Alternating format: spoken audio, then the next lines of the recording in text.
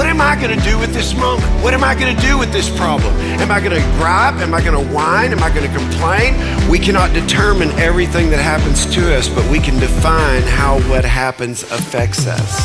I would say the biggest thing I took away from what Pastor Keith said today was just talking about how not letting things define you. I feel like that's something, a trap that people, sometimes even me, have like fallen into, where like we define ourselves by our past or like our titles or even like where we work. We should really find identity in God. And I really like that he touched on that. And not only said that, but for us to have confidence in that.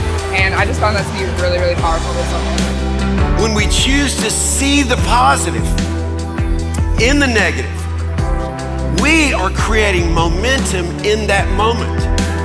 When you choose to be an energy producer and not an energy demander, you create momentum in any moment. The good you do today, people will often forget tomorrow. Do good anyway.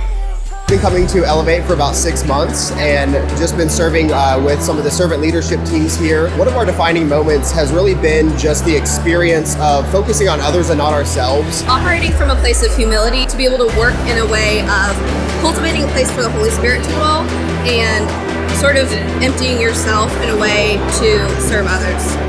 You have the power to turn moments into miracles rather than having defining moments.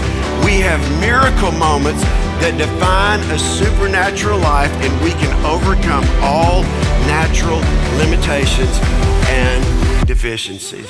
And we have the power of God to make